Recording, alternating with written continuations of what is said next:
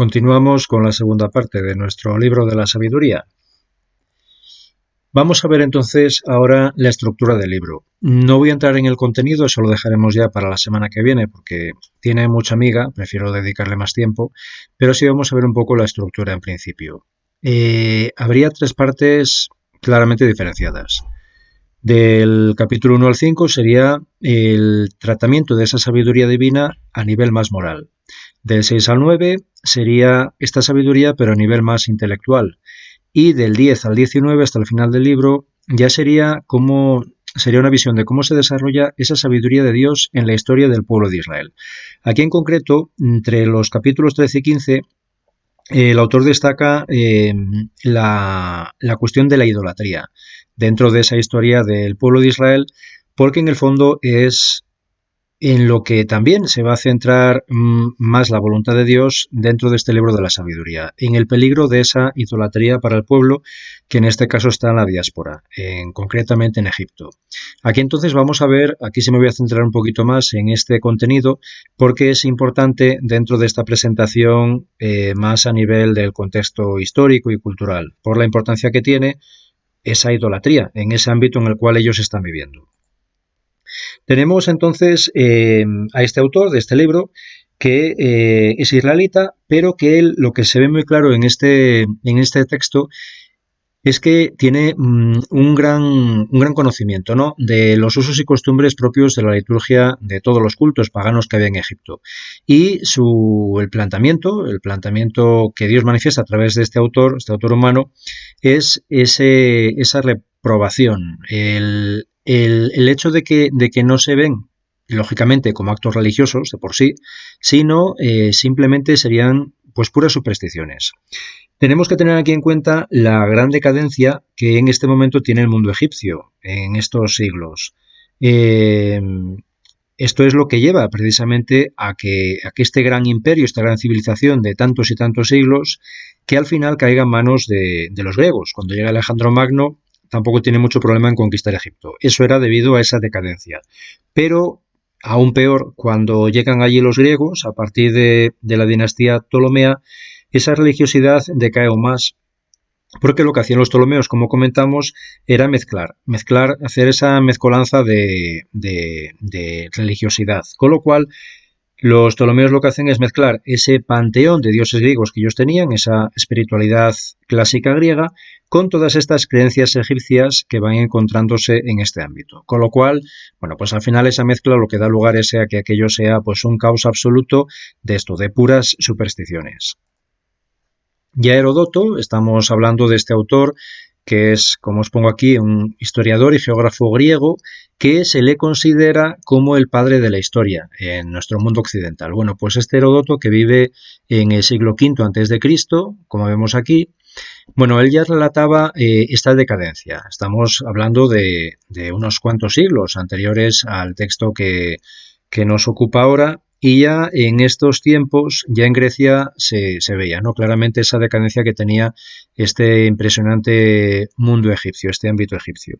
Con lo cual Heródoto ya nos da bastantes informaciones en sus textos, como historiador, en relación a esta circunstancia, ¿no?, esa tremenda pobreza que va surgiendo dentro de esa filosofía y esa mentalidad espiritual egipcias.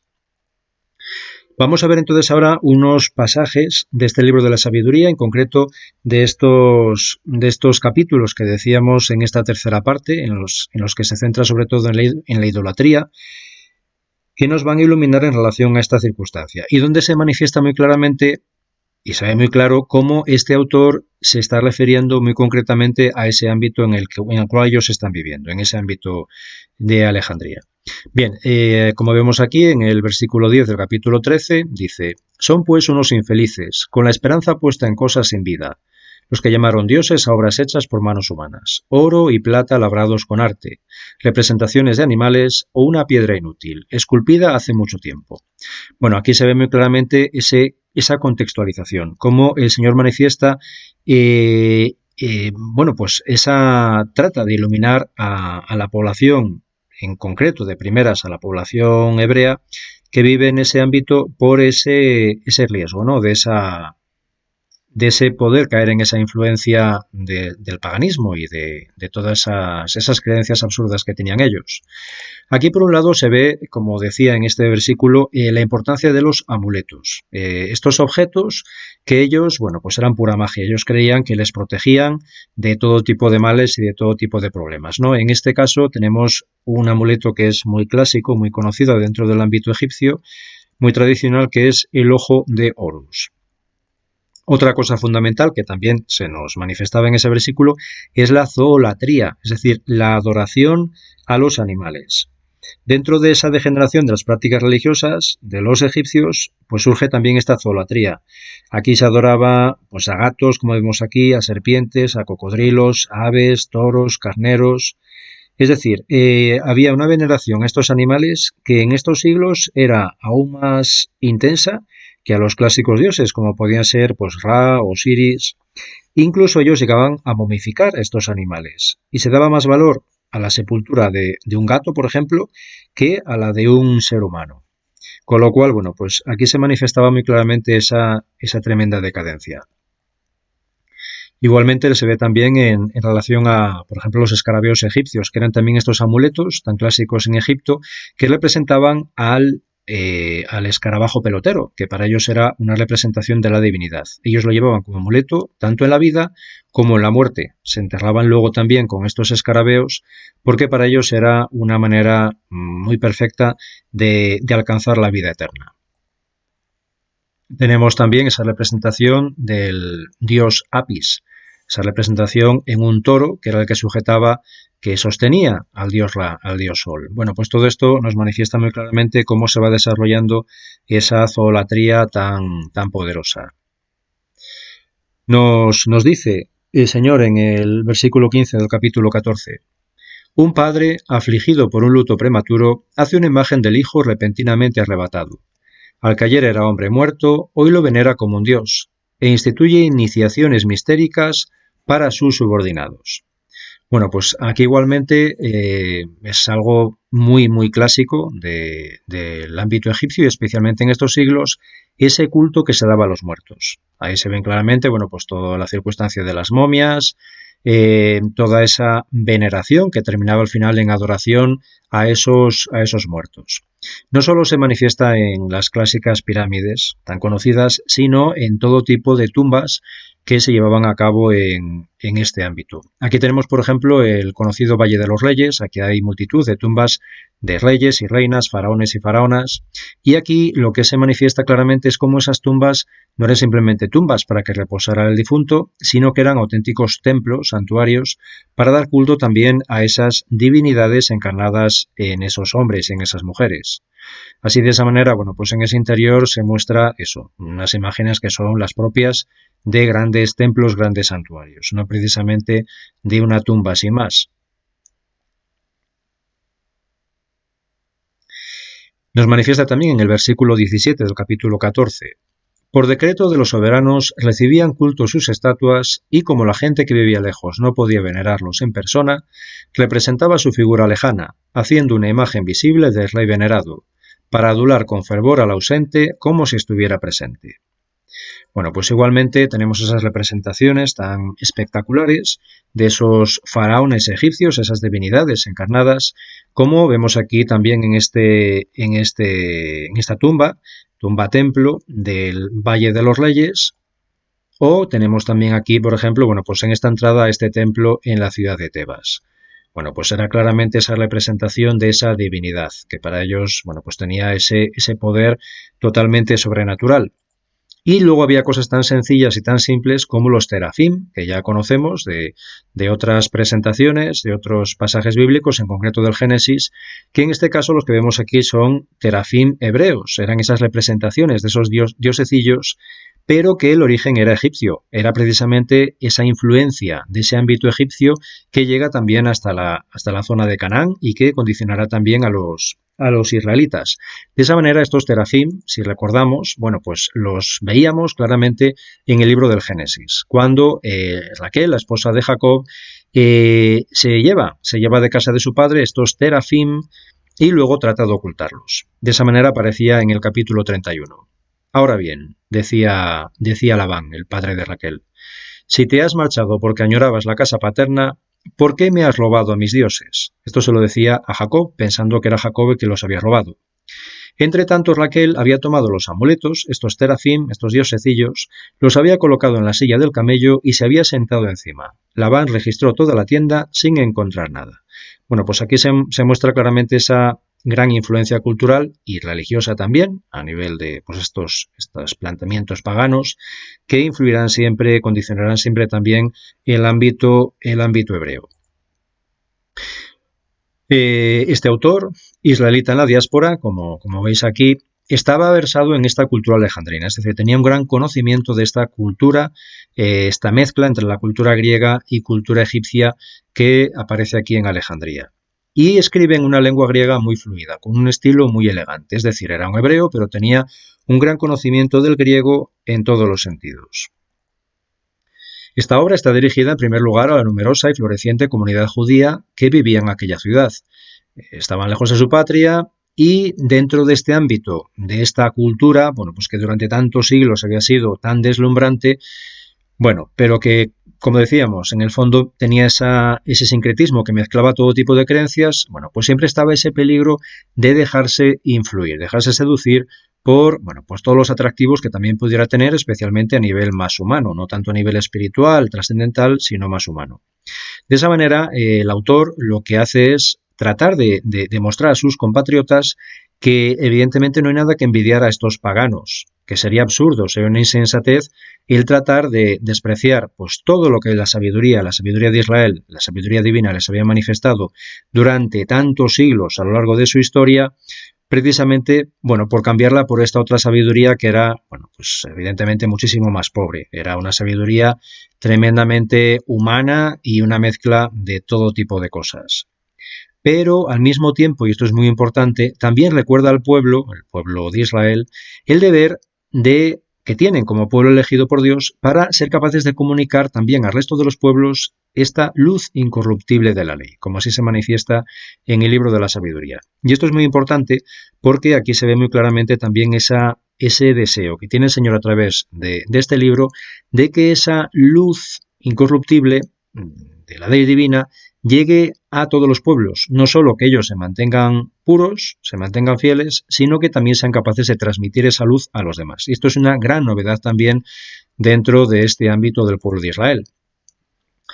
Es decir, que también los paganos son destinatarios del mensaje contenido en este libro. El Señor se dirige a ellos también a través de este escriba, para hacerles ver que el Dios de Israel es ese Señor misericordioso que ama a todas sus criaturas, sin hacer distinción entre unos y otros.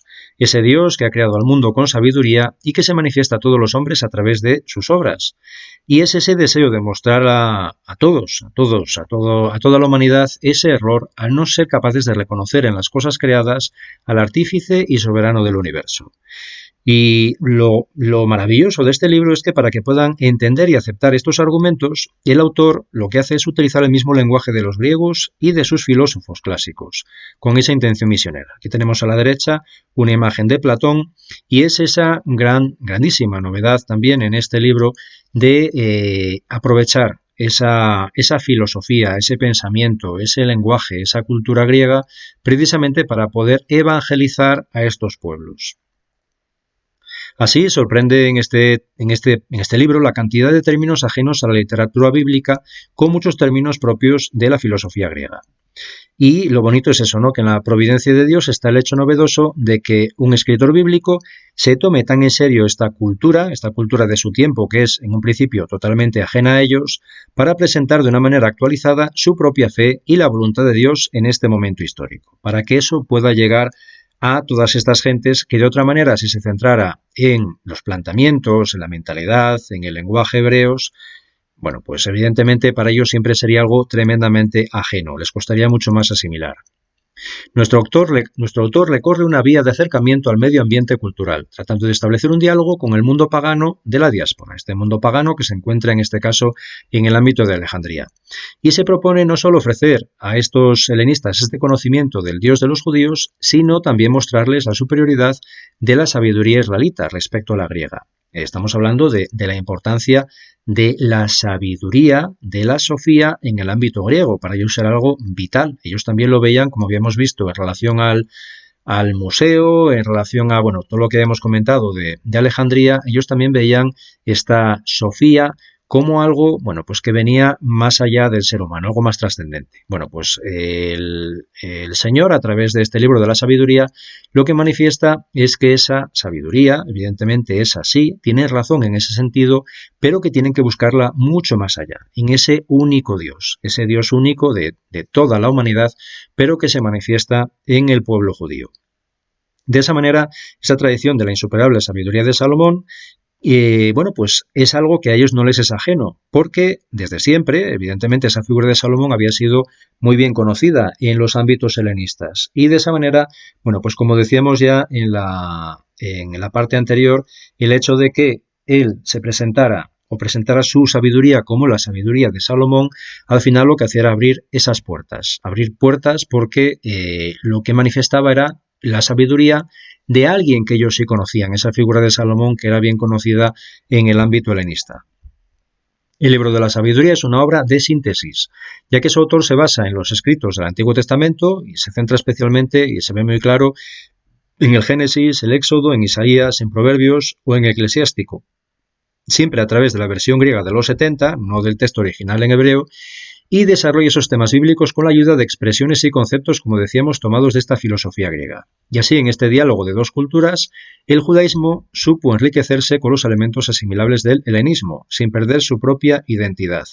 Es decir, se enriquece, trata de enriquecer tanto a los paganos, como también de enriquecerse al mismo tiempo a través de esas ideas, todo lo que ellos pudieran ir asimilando que fuera positivo, que fuera bueno para ellos, y de ese nuevo lenguaje. De esta manera se abre el camino que más tarde van a seguir estos primeros cristianos, que luego irán surgiendo, en la evangelización del mundo pagano. Porque evidentemente el mensaje del Señor, clarísimamente, es eso, es el de evangelizar a todos los pueblos. No es un mensaje ya exclusivo para el pueblo de Israel, sino que el deseo es que ese pueblo de Israel sea pues toda la humanidad, que se extienda a todos los seres humanos. Aunque el Nuevo Testamento no contiene ninguna cita explícita, no aparecen citas concretas, explícitas del libro de la sabiduría, sí se ve una clara relación temática de algunos pasajes, especialmente dentro del Evangelio de San Juan y en algunas cartas de San Pablo y en la carta a los romanos. Bueno, pues es también lo admirable, ¿no?, de esta tarea que llevan a cabo San Juan y San Pablo, que es esto mismo que el Señor manifiesta en el libro de la sabiduría a través de este escriba, será lo que ellos manifiesten también en sus escritos, esa voluntad de Dios de que este mensaje sea universal. De esa manera tenemos a la izquierda a San Juan, que, bueno, vemos ahí como él está rememorando todos esos pasajes, esos hechos de la vida del Señor que él ha experimentado en su propia persona, y sin embargo él tiene, bueno, pues esa gracia de ser capaz, por obra de Dios también, de expresarlo también a través de esa mentalidad y ese pensamiento clásico griego, porque así va a llegar de una manera mucho más clara a todo el ámbito del Mediterráneo oriental en ese momento. San Pablo, lógicamente, pues lleva a cabo lo mismo, como decíamos hace un momento. San Pablo en sus cartas también él manifiesta muy claramente toda esa presencia y esa manifestación del Señor, pero orientada siempre también hacia el mundo pagano, para que de esa manera su mensaje pueda ser mucho más universal. Pero no solo el vocabulario, sino también la evolución del mensaje que el Señor va manifestando a través de este autor, como la inmortalidad, referida a la resurrección, o el juicio de los justos y de los impíos, con el premio y el castigo eternos. Es decir, aquí ya surgen también en el libro de la sabiduría unas grandes novedades a nivel teológico. Y es que el Señor va manifestando ya cosas que hasta ese momento estaban un poco más solapadas. Aquí claramente ya se habla de esa resurrección. No se habla todavía de la resurrección de la carne como tal explícitamente, pero sí se habla de esa inmortalidad como esa resurrección, esa vida eterna que nos ofrece el Señor. Y en concreto dentro de esa posibilidad de ese juicio de los justos y de los impíos, donde se recibirá o un premio o un castigo eternos. Esto también es algo que ya pues se mascaba, ya se vivía en ese ámbito judío, pero sin embargo es en este libro revelado donde ya se muestra de una manera mucho más explícita. Ya es la voluntad de Dios que aquí ya se muestre claramente a través de su palabra para que no haya ninguna duda. Bueno, pues luego nos quedaría el contenido ya más teológico, más profundo del libro de la sabiduría, que como os decía, bueno, pues tiene mucho contenido, tiene mucha materia, así que de esta manera prefiero dejarlo ya para la semana que viene para profundizar un poquito más y con más calma en ello. Pues que tengáis un feliz día, muchas bendiciones y seguimos en contacto.